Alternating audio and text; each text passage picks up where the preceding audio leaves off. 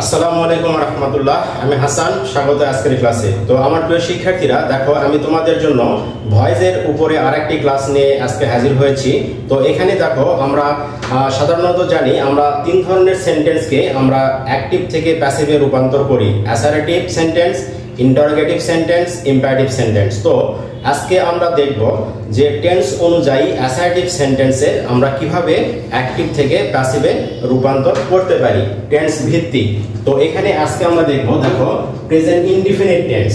Present indefinite টেন্সের assertive বাক্যকে কিভাবে আমরা প্যাসিভে রূপান্তর করব।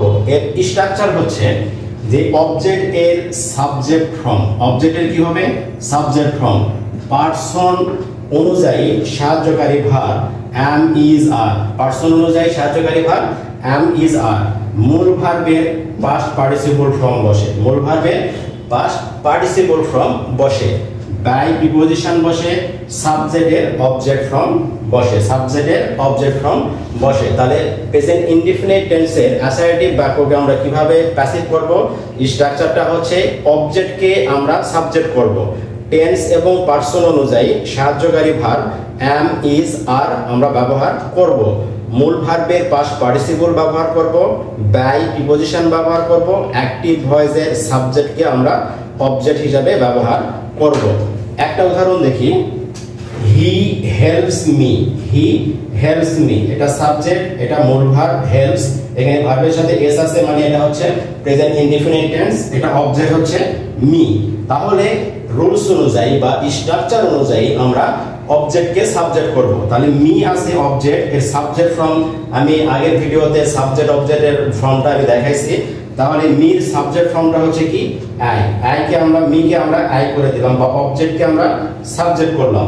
প্রেজেন্ট ইনডিফিনিট টেন্সের জন্য আমরা এখানে am ব্যবহার করছি, কারণ আই এর সাথে এখানে am ব্যবহার হয়। তারপরে মূল ভার্ব হেল্প আছে, হেল্পের পাস্ট পার্টিসিপল আমরা হেল্প করছি। তারপরে বাই প্রিপজিশন হির অবজেক্ট আমরা এখানে হিম ব্যবহার করছি। তাহলে হি হেল্পস মি অ্যাক্টিভ, এর প্যাসিভ কি হবে I am helped by him, I am helped by him. তাহলে এইভাবে আমরা কি প্রেজেন্ট ইনডিফিনিট টেন্সের অ্যাসার্টিভ সেন্টেন্সকে আমরা অ্যাক্টিভ থেকে প্যাসিভে রূপান্তর করতে পারি।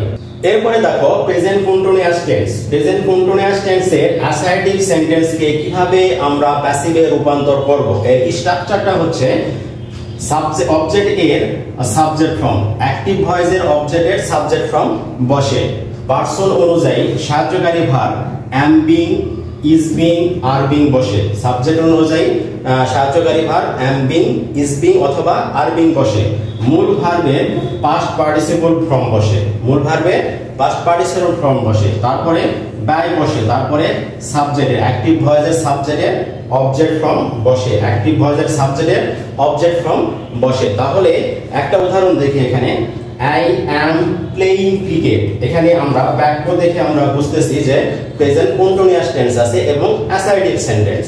কিভাবে বুঝলাম প্রেজেন্ট কন্টিনিউয়াস? এখানে am আছে এবং ভার্বের সাথে ing যোগ আছে, কারণ কন্টিনিউয়াস টেন্সে মূল ভার্বের সাথে সব সময় ing যোগ থাকে। তাহলে স্ট্রাকচার অনুযায়ী আমরা কি করব? আমরা অবজেক্টকে সাবজেক্টে রূপান্তর করব। তাহলে অবজেক্ট এখানে কি? অবজেক্ট হচ্ছে ক্রিকেট।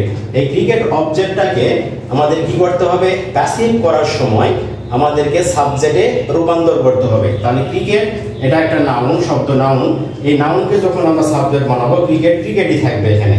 তাহলে ক্রিকেট, তারপরে কি আমরা পার্সন অনুযায়ী আমরা am being, is being অথবা are being ব্যবহার করব। তাহলে ক্রিকেটের সাথে এখানে আমরা ব্যবহার করছি is being, ক্রিকেটের সাথে কি ব্যবহার করছি? is being। এই beingটা ব্যবহার করি মূল ভার্বের সাথে যে ing আছে এই ingটাকে সরানোর জন্য, কারণ ing যতক্ষণ পর্যন্ত না সরাতে পারবো ততক্ষণ পর্যন্ত আমরা মূল ভার্বের পাস্ট পার্টিসিপল করতে পারবো না। আর প্যাসিভ ভয়েসে সর্বদা মূল ভার্বের পাস্ট পার্টিসিপল হবে, যার কারণে আমরা এখানে being ব্যবহার করে থাকি। তারপর এখানে প্লে, এই সাহায্যকারী এই মূল ভার্বটাকে আমরা এখানে কি করে দিলাম? এখানে পাস্ট পার্টিসিপল প্লেইড করে দিলাম, এখানে পাস্ট পার্টিসিপল প্লেইড ব্যবহার করছি। তারপর এখানে একটা বাই ব্যবহার করছি প্রিপজিশন, তারপর এখানে আই এর অবজেক্ট আমরা এখানে মি ব্যবহার করছি। তাহলে cricket is being played by me, এটা আমরা প্যাসিভে রূপান্তর করে দিলাম। এরপরে প্রেজেন্ট পারফেক্ট টেন্স, এরপরে কি বলতেছে প্রেজেন্ট পারফেক্ট টেন্স। এই প্রেজেন্ট পারফেক্ট টেন্সের প্রেজেন্ট পারফেক্ট টেন্স অ্যাসার্টিভ সেন্টেন্সকে আমরা অ্যাক্টিভ থেকে প্যাসিভে যাওয়ার স্ট্রাকচারটা হচ্ছে অবজেক্টের সাবজেক্ট ফর্ম বসে, পার্সন অনুযায়ী সাহায্যকারী ভার্ব হ্যাভ বিন অথবা হ্যাজ বিন বসে, অবজেক্টের সাবজেক্ট ফর্ম বসে, পার্সন অনুযায়ী সাহায্যকারী ভার্ব হ্যাভ বিন অথবা হ্যাজ বিন বসে, তারপরে মূল ভার্বের পাস্ট পার্টিসিপল ফর্ম বসে, তারপরে কি বসে একটা বাই প্রিপজিশন বসে, কি বসে বাই প্রিপজিশন বসে, তারপরে কি বসে সাবজেক্টের অবজেক্ট রূপ বসে, মানে অ্যাক্টিভ ভয়েসের সাবজেক্টের অবজেক্ট রূপ আমরা ব্যবহার করব। তাহলে এখানে কি অবজেক্টের সাবজেক্ট ফর্ম, পার্সন অনুযায়ী হ্যাভ বিন অথবা হ্যাজ বিন, মূল ভার্বের past participle, by preposition, active ভয়েসের সাবজেক্টের অবজেক্ট।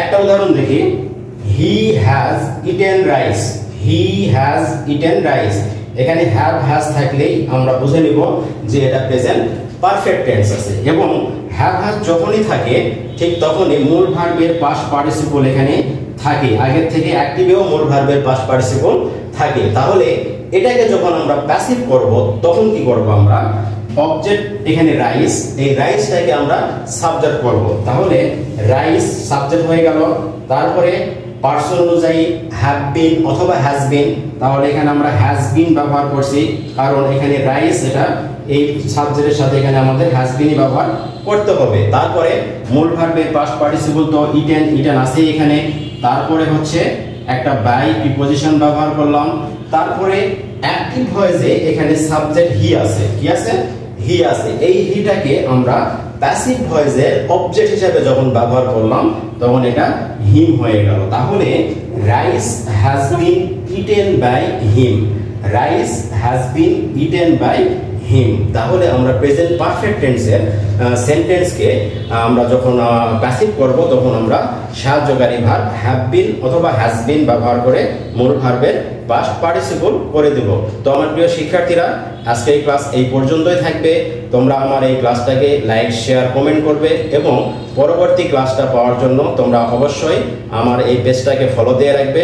তোমরা ভালো থাকবে, সুস্থ থাকবে, সুন্দর থাকবে। আল্লাহ হাফেজ।